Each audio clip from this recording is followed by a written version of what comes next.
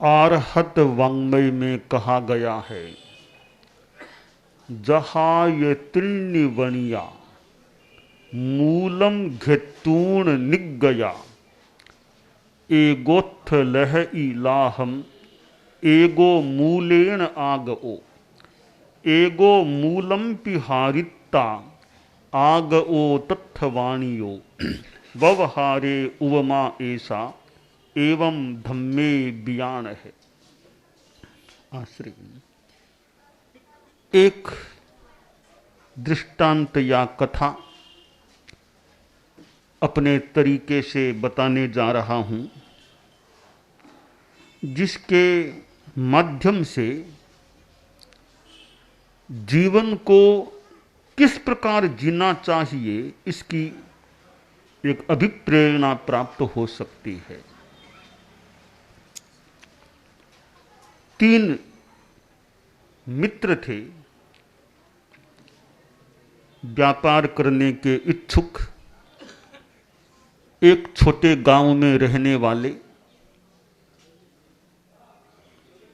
वे मिले, सोचा कि कोई दूर देश जाकर के व्यापार धंधा काम कुछ करें। अभी छोटी अवस्था में, युवा अवस्था में है, अभी हमारे कमाई के दिन हैं। अब गांव में न रह करके कोई दूर प्रदेश देश में जाकर धंधा करें। तीनों ने निश्चय भी कर लिया कि दूर देश चलना चाहिए। देश प्रदेश जो भी, तीनों रवाना हुए। ज्यादा रुपया तो पास में था नहीं, 1,000 रुपये तीनों ने अपने साथ ले लिए। प्रत्येक के पास 1,000 रुपया, वो काम धंधा के लिए। मार्ग में विभिन्न स्थानों पर ठहरते गए। चलते चलते आखिर एक शहर आ गया। सोचा यहां पर कोई धंधा करें और 12 वर्षों तक यहां रहें। 12 वर्ष पूरे होने के बाद फिर हम पुनः स्वग्राम लौट जाएंगे। और यह भी निर्णय किया कि बस अपने अपने ढंग से अपना काम करें। बाद में अमुक दिनांक में, अमुक सन में इस जगह पर तीनों को मिलना है। अलग अलग स्थान पर तीनों चले गए। तीनों में जो एक मित्र था, नंबर 1, उसने बैठकर सोचा कि क्या करूं मैं, कमाई कैसे हो सकती है। चिंतन आया कि मैं तो ज्यादा पढ़ा लिखा नहीं हूं, व्यापार की कला में निष्णात भी नहीं हूं, सफलता मुझे कैसे मिलेगी। जीवन में पढ़ाई का भी महत्व है। माता शत्रु पिता वैरी येन बालो न पाठित है। माता शत्रु पिता वैरी येन बालो न साधित है। संस्कृत में कहा गया है कि मां शत्रु है, पिता दुश्मन है, जो अपने बालक को पढ़ाते नहीं हैं, जो अपने बालक को संस्कारित नहीं बनाते हैं, वे शत्रु और दुश्मन हैं अपनी संतान के। माता पिता का फर्ज है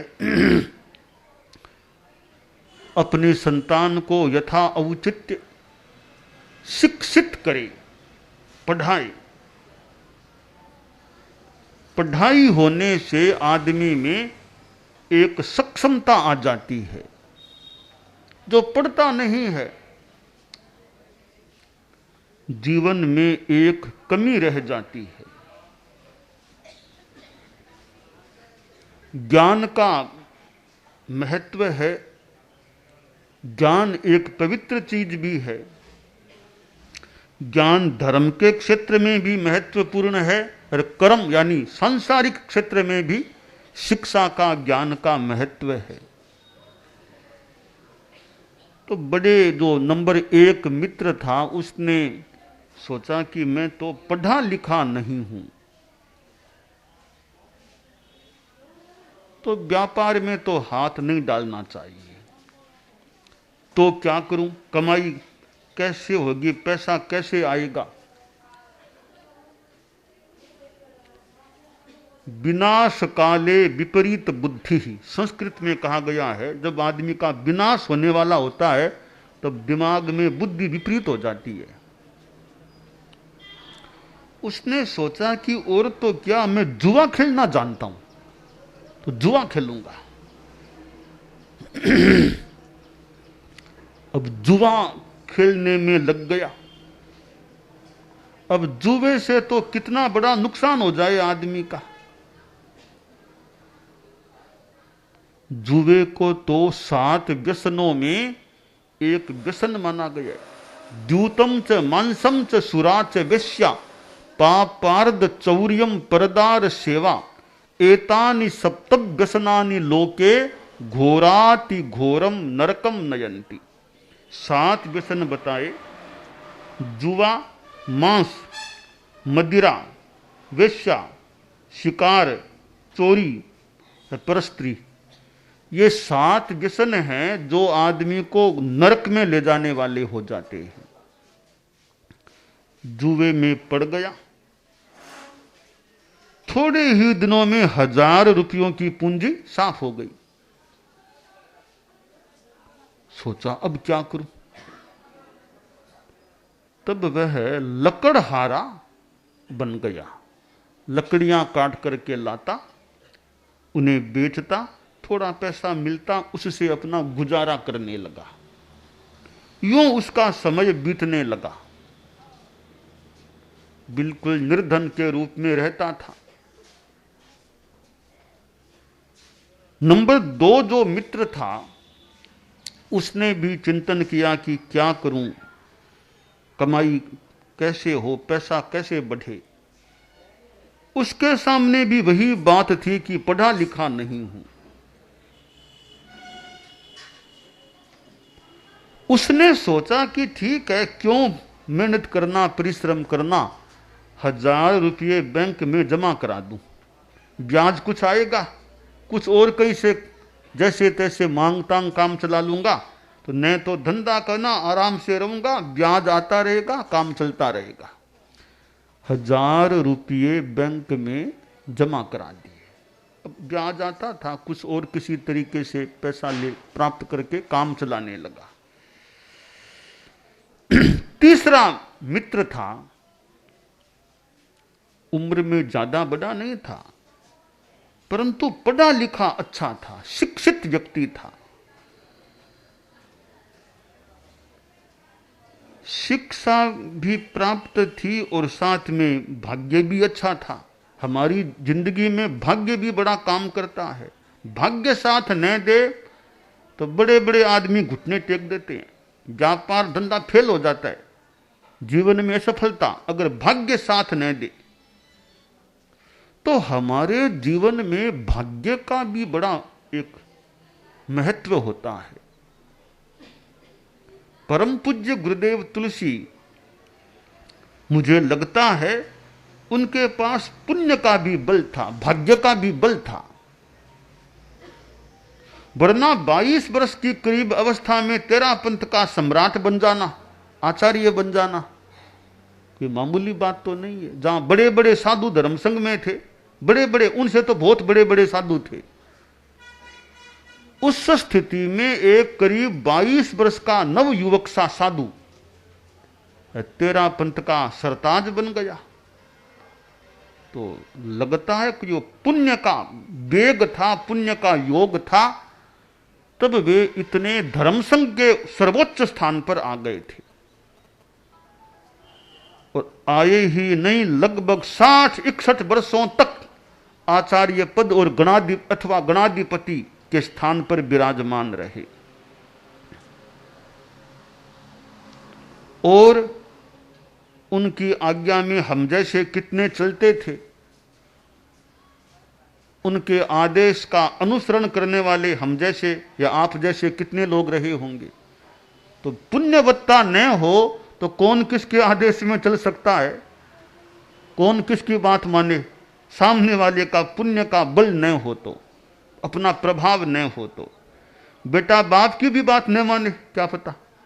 तो एक आदमी के अनुशासन में सैकड़ों, हजारों या लाखों व्यक्ति चले, यह भी तो अपने आप में विशेष बात है। तो गुरुदेव तुलसी में मानो कि कोई साधना, साथ में भाग्य का, पुण्य का बल था, तब इतने लोग उनकी आज्ञा में, अनुशासन में चलते थे। रक्षन्ति पुण्यानि पुराकृतानि, संस्कृत में कहा गया है पूर्वकृत पुण्य होते हैं वे आदमी की रक्षा करते हैं।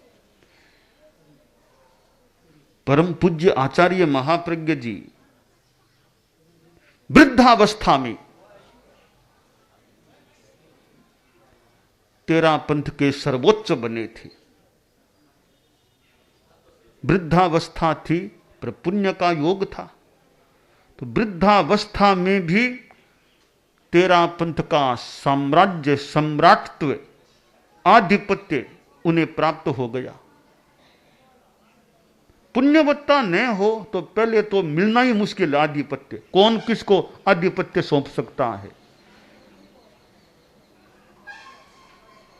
और आधिपत्य को ठेठ तक निभाना भी तो खास बात है। आधिपत्य में भी तो कई आदियां की स्थितियां सामने आ सकती है।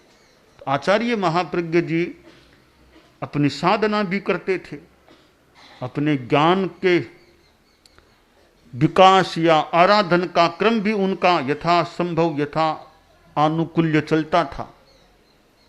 इसके साथ साथ वे तेरा पंथ के अधिपति भी थे, आचार्य प्रवर भी थे। तो जीवन में पिछले जन्म के किए हुए जो हमारे पुण्य होते हैं वे भी अपना चमत्कार दिखाते हैं। उनके सहयोग के बिना भौतिक दृष्टि से, बाह्य दृष्टि से कुछ प्रभाव प्राप्त होना, सत्ता प्राप्त होना, आनुकूल्य प्राप्त होना असंभव या कठिन होता है। जो भी उचित हो, असंभव कहना या कठिन कहना, वो शब्द यहां काम में लिया जाए। तो तीसरा जो मित्र था वह पढ़ा लिखा भी था और साथ में भाग्य का अच्छा योग था। भाग्य भी कई बार, आज तो अनुकूल पुण्य का योग है, 10 साल बाद पाप का योग भी आ सकता है, क्या पता। यह तो मानो चक्का है, चक्का कई बार चक्का घूमता है। तो आज दिनमान अच्छे हैं तो कुछ वर्षों बाद दिनमान उल्टे भी आ सकते। आज दिनमान खराब हैं तो कभी दिनमान अच्छे भी आ सकते हैं जिंदगी में। व्यापार शुरू किया, आभूषणों का व्यापार, और व्यापार बढ़ता ही गया, बढ़ता ही गया, बढ़ता ही गया, मानो पर्वतारोहण सा करता गया। हम लोग, हमारे संत लोग नेपाल की यात्रा में गए थे, तो चढ़ते तो मानो फिर पहाड़, फिर पहाड़, फिर ऊपर, फिर ऊपर, ऊपर से ऊपर पहाड़, ऊपर ही ऊपर ही पर्वता। एक पहाड़ पे चढ़े, फिर आगे पहाड़, फिर चढ़े, फिर आगे पहाड़, फिर आगे पहाड़। हमारे संत लोग मानो कितने चढ़े थे, ऊपर चढ़े थे। तो वो तीसरा मित्र था, आगे बढ़ता ही गया, ऊपर मानो चढ़ता ही गया, व्यापार की दृष्टि से, कमाई की दृष्टि से। 12 वर्ष संपन्न हो गए। कथा में थोड़ा विस्तार है, मैं संक्षेपीकरण करूं। तीनों फिर मिल गए मित्र और स्वग्राम की दिशा में आगे बढ़े, अपने गांव पहुंच भी गए। तीसरा मित्र था, करोड़पति बन गया, 1000 रुपये लेकर गया था, करोड़पति बन गया। बीच वाला था दूसरा, वो 1000 के 1000 उसके पास बैंक से वापस लेकर के आ गया, 1000 रह गए। और पहला था वो तो 1000 भी चले गए, एकदम निर्धन। अब यहां विचार यह करना है, मूल पूंजी सबके पास हजार हजार रुपयों की थी, परंतु तीसरे मित्र ने 1000 से करोड़ कमा लिए। कितनी कमाई हो गई? नंबर 2 का था वहां का वहां रह गया, न गंवाया न कमाया। पहले मित्र ने जो पूंजी थी उसको गंवा दिया।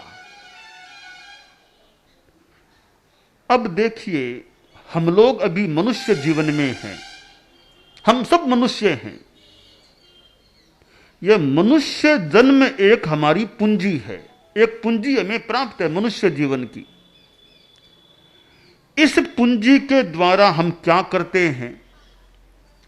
एक आदमी मरकर के नरक में जाता है, तिर्यंच पशु आदि की योनि में जाता है। इसका मतलब हमने मनुष्य जन्म की पूंजी को गंवा दिया, नीचे चले गए।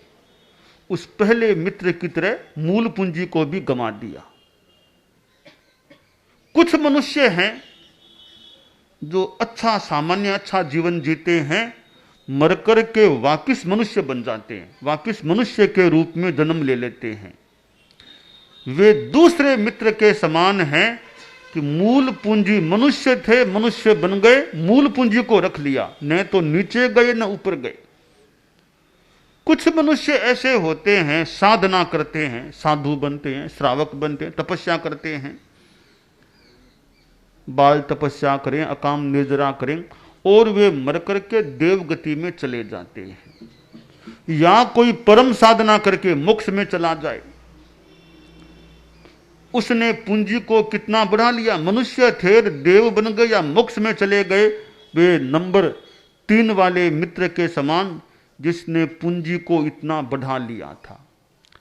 हम आत्मालोचन करना चाहें तो करें, हम कौन से मित्र के समान हैं या होना चाहिए? पहले वाले के समान तो कहीं न बन जाएं जो मूल पूंजी को भी खोने वाला था। दूसरे वाले के समान भी क्यों बने? हो सके तो तीसरे मित्र के समान बने। इस मनुष्य जीवन से साधना करें, धर्म की आराधना करें। बेंगलोर से आए हुए, ज्ञानशाला या पाठशाला से जुड़े हुए, वे भी सोचें कि अभी तो छोटी अवस्था है, इस मनुष्य जीवन से क्या लाभ उठाना है। किसी में साधु बनने की भावना जाग सकती है क्या?